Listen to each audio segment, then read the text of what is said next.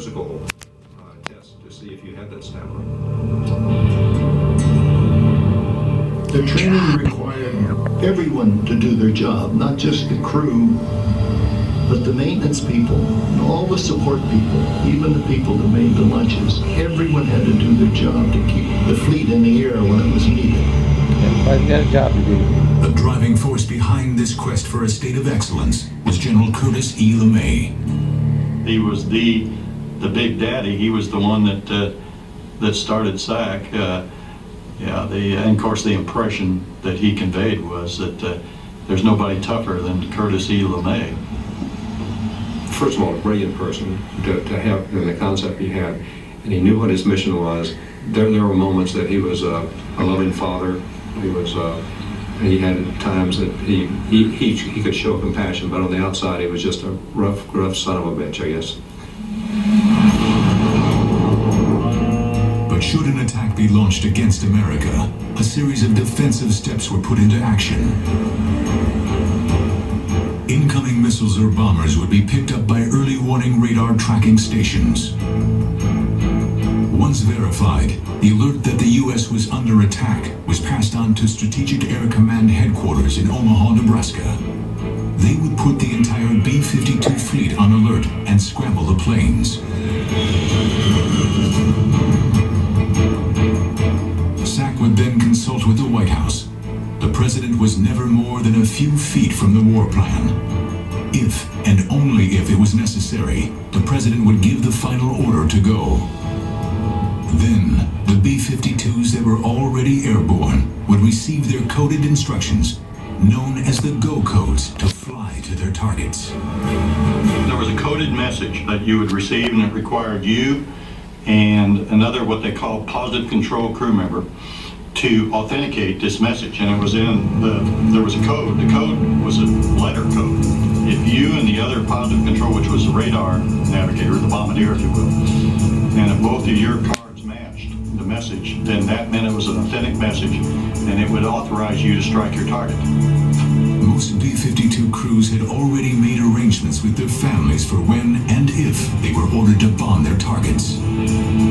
I had taken the opportunity, as had many other SAC-COMBAT crew members, to instruct my wife as to what she needed to do given a nuclear attack on the United States.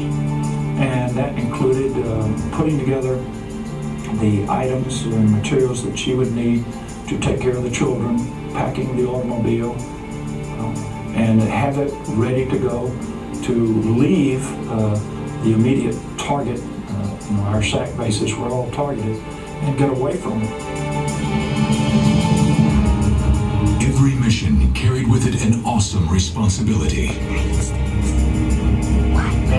It's kind of a terrifying Just in thought. case. You see, Because the I had Russians seen an are A-bomb go targeting off our on country bikini. too. Just like we targeted theirs. Not many had seen one. And I knew how horrifying it was. And we were carrying things much, much more powerful. And of course, all of us were keenly aware of the significance of the Cold War and the threat that was posed by the Soviet Union and the Warsaw Pact nations. And we were committed, if need be, to take them out. We also knew that we were never committed to a first strike or a preemptive strike. I felt confident that every crew that I was on would be assigned mission. We'd go there and do the best we could. If we were able to strike our targets, if not, if we were blown out of the sky, we were blown out of the sky. Because, if that happened, it meant that our country had already been struck.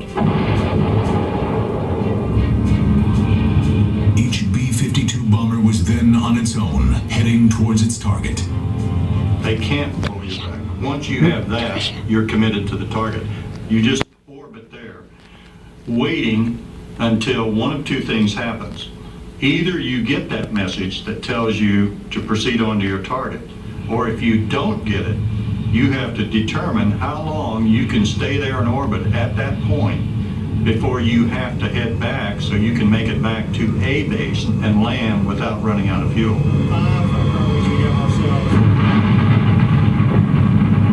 Should the enemy bombers or missiles get through and destroy SAC headquarters, there was an alternative plan to guide the mid-air B-52s to their targets. It was called Looking Glass. We also had the Looking Glass, the SAC Airborne Command Post, which flew continuously from February of 1961 until 1991 with a SAC general officer on board with a full battle staff. Those were 8.5-hour missions. They flew 3 missions a day.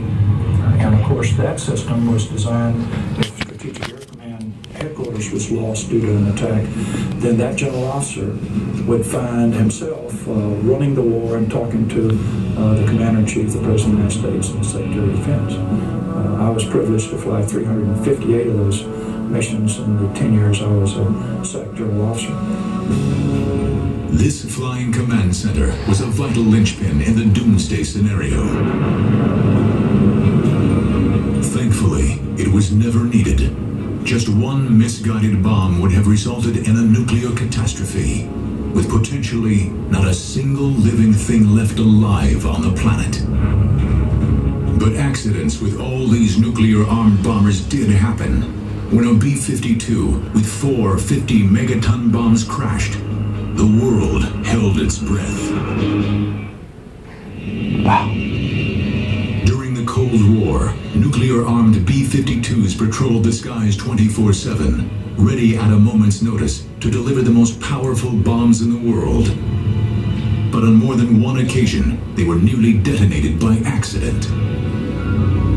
On January 17, 1966, a B-52 on the Mediterranean patrol was refueling at 30,500 feet over the coast of Spain. We had a mid-air collision over Spain between a B-52 and a KC-135 jet tanker. Oh, no. The KC-135 crew was lost. Many of the B-52 crew survived. The weapons were deployed, if you will, and had to be recovered from the sea, and it created quite a sensation. We were successful in recovering those weapons, and the safety that was built into the weapons. There was never any concern about a nuclear detonation. After another incident in Greenland, neutral governments began to object that B-52s, armed with nuclear weapons, were flying over their territory. The risk of a catastrophe was too great. With the development of intercontinental ballistic missiles, ICBMs, and nuclear submarines, the United States had an alternative retaliatory arsenal. Those events created such a stir on the world scene that Strategic Air Command and the civilian leadership of the United States decided to stop them, to curtail that operation. In September 1968, the air alert system of Chrome Dome was decommissioned. For the men who had flown those missions, the B-52 had fulfilled its role as a world peacekeeper. Looking back on it, I don't regret the 17 years I spent in SAC. I think we did a lot for our country. I think one of the things we were talking about is that most people think the Cold War just ended. It doesn't. We say that we won. SAC won the Cold War. For over 10 years, the B-52 had patrolled the skies waiting for the go codes that fortunately never came. But its days as a bomber were not over. It was about to take on a new mission over Southeast Asia. Vietnam. When Southeast Asia came about, and there was a need to deliver large firepower, that is, conventional ordnance, iron bombs as we refer to them, the Air Force looked around, and the best delivery platform they had was, in fact, the B-52. In March 1965, in the escalating conflict in Carpet Vietnam, bombing. President Johnson gave the go-ahead for Operation Rolling Thunder, the bombing of North Vietnam. Again, the B-52 was mobilized and again modified to conduct its mission. We modified the B-52 D models with what we call the big belly modification to the point where between external and internal carriage They could carry 108 750-pound bombs. From 1965 onwards, the B-52D Big Belly versions would carry the burden of the conflict single-handedly until joined by the B-52G versions in the final stages of the conflict. Between 1965 and 1968, B-52s flew more than 2,000 sorties and dropped over 630,000 tons of bombs. This was the first time that the B-52 had entered the theater of actual warfare. I had already told my crew, if we get hit, we're going to ride that airplane until it blows up. I didn't think they'd be taking any prisoners. When you were flying over there, it was a large, non-stealthy airplane. When you would put a radar scope on it, it would stand out almost like a flashlight because of the sides, you know, those metal sides, and it would reflect radar energy. And that's why there was so many ECM, electronic countermeasure aircraft flying with the missions, and the electronic countermeasure officer on board. But still, even with that, it was pretty much sitting duck at high altitude.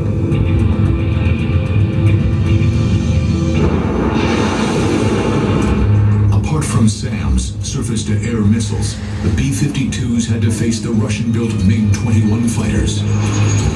Oh, one of them, We didn't had we? a problem with MiGs trying to attack the B-52s. We found the MiGs flying in formation with us. And they were flying at our altitude, at our airspeed, at our heading, and they were transmitting this information down to the gunnery, to the SAM sites. So here's a guy on the ground, he knows your heading, your altitude, and your airspeed. That simplifies his process of shooting you down. By 1970, the heavy bombing also extended outside Vietnam to Cambodia and Laos. Sortie rates had risen to over 3,000 a month. But the best-known display of the massive U.S. air effort in Vietnam was still to come. It would bring losses of aircraft and crews to the B-52s, the likes of which had never been seen. Linebacker. By 1972, the conflict in Vietnam was raging, and peace negotiations had reached a stalemate.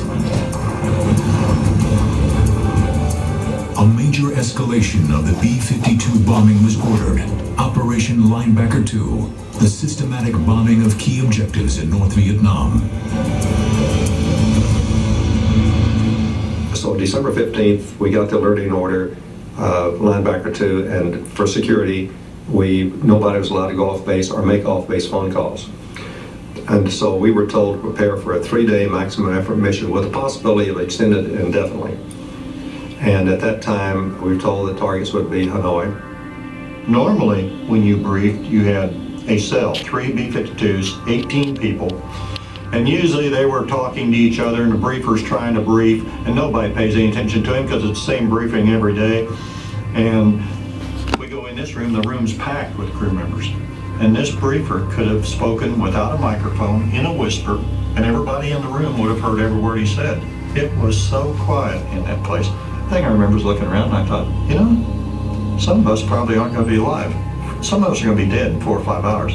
We're not coming back. 3 days into the operation, on the evening of December 20th, John Ewell's B-52 was making its bomb run over Hanoi when it came under attack by SAM missiles. To see these lights, these little spots of light,